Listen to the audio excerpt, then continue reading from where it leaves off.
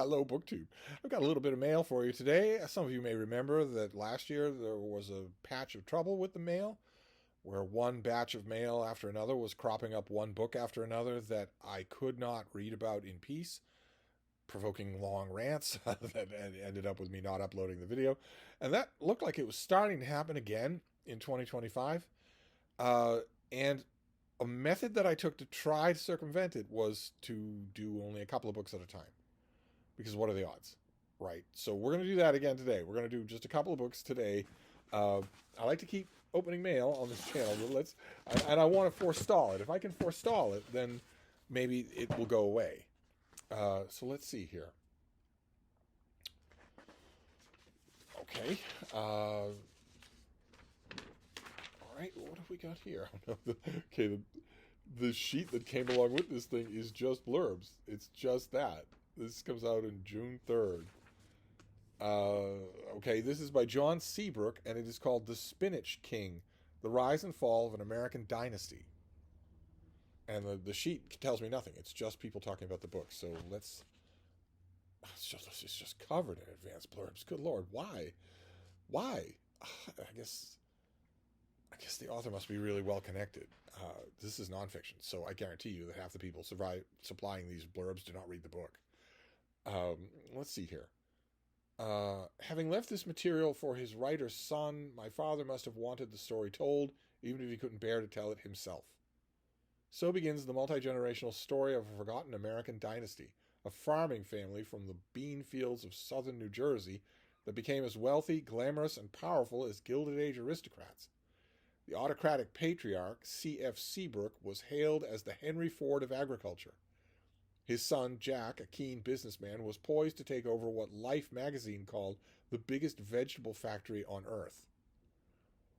But the carefully cultivated facade, glamorous outings by horse-drawn carriages, hidden cellars of world-class wine, the movie stars skinny dipping in the pool, hid dark secrets that led to the implosion of the family business.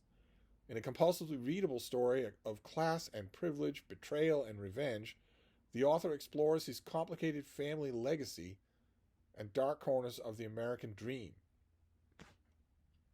Okay, so it's the Seabrook family, and he is a Seabrook. Okay, great.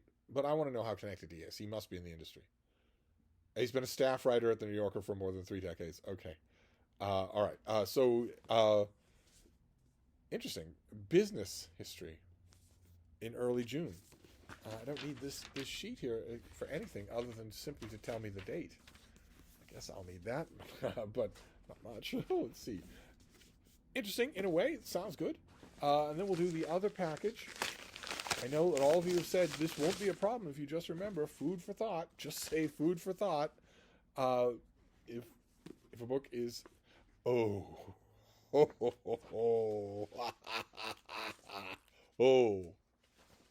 all right. We're not going to have a problem with this one. This is in mid-August. Oh my. Well, maybe we will have a problem with it, but the book itself, the concept itself, this is a new translation of Virgil's Aeneid. Wonderful. This is translated by Scott McGill and Susanna Wright. Let's read about it. Virgil's epic is revived with a contemporary lens in this precise and first ever collaborative translation. Okay, that's deadly. Can't help but notice this has an introduction by Emily Wilson. So, all right, so let's read about this. Is this Virgil's Aeneid, or is this Twitter's Aeneid? Most well known of all Roman poets, the Aeneid cemented Virgil's place in the classical canon alongside Homer. As the founding epic of Rome, the poem follows its hero Aeneas on a fated voyage out of the ruins of Troy to the promised land of Italy. Inspiring both Dante's Divine Comedy and Milton's Paradise Lost, the Aeneid is a momentous extension of the epic tradition. So far, so good.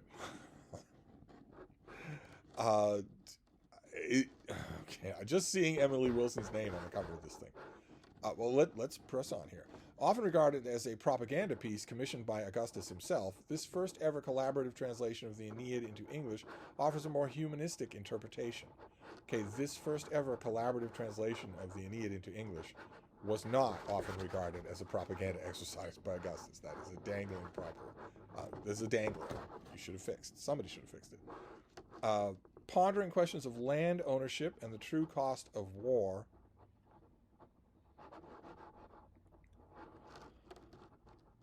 Scott McGill and Susanna Wright approached the ancient epic with a sharp awareness of its contemporary resonances, mirroring Virgil's own eye towards the tumultuous beginnings of the Roman Empire. With an insightful introduction by Emily Wilson, known for her translations of Homeric epics, McGill and Wright's stunning new work is the product of true collaboration. In each line, each word, and each syllable lies the fruit of a conversation, both with each other and with the text itself, using unrhymed iambic pentameter as an English analog to the original's dactylic hexameter. Carefully rendering the quirks of Virgil's Latin wordplay, rhythm, and idiom into English, McGill and Wright deliver a calculated and accessible iteration of this heroic poem. Okay. Scott McGill is a professor of humanities at Rice University.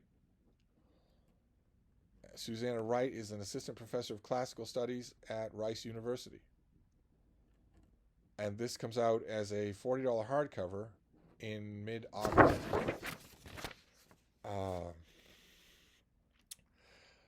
Wonderful. This is from the folks at Liverite. They never do me wrong. This is going to be reviewed everywhere. Needless to say, this is going to get reviewed everywhere. This is appearing to me in the last day of February. That means it's getting to everybody, at least now. Probably they've had it earlier. Which means every book section editor in the entire English-speaking world is putting this on the docket for August. All of them are without exception. So this is going to get reviewed everywhere. You're an editor for Commentary or Book Forum or The Nation or the National Review or whatever, no matter where you are, no matter what kind of book section editor you are, you're going to let your fingers do the walking through the electronic equivalent of your Rolodex and find the person you want to write about this. And that person will mostly write about the Aeneid. They won't write about this translation or any translation. They'll write mostly about the Aeneid. But that is guaranteed money in the bank for 3 dozen reviewers. So that's great. I'm happy about that. I'm happy that Liverite's bringing out new translations of classic works, and I'm happy that there's going to be a lot of talk about Virgil's Aeneid in high summer. But I want to state something here. It's only in the 21st century that I need to state these things. But I guess I will. Virgil's Aeneid was written by a man. And it was written about a man.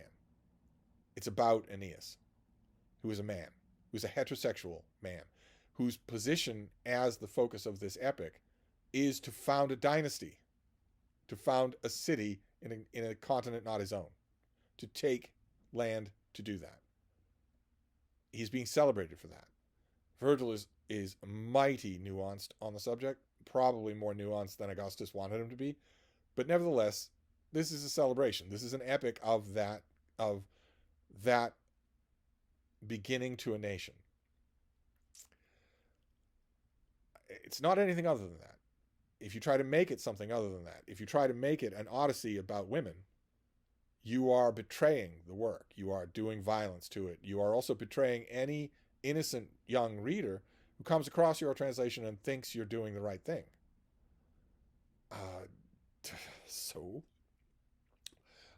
Do we dare to see? I make a big deal out of reading openings on this channel now. The opening of the Aeneid is quite famous. Of arms and the man I sing.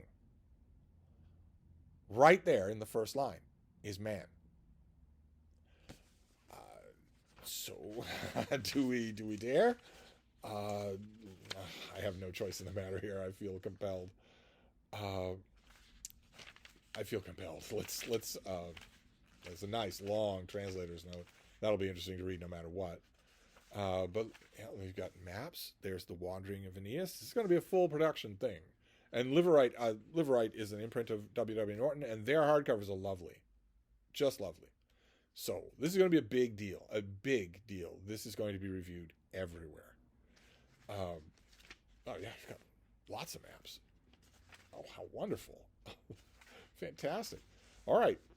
Let us read together iambic pentameter, the famous opening of Virgil's Aeneid.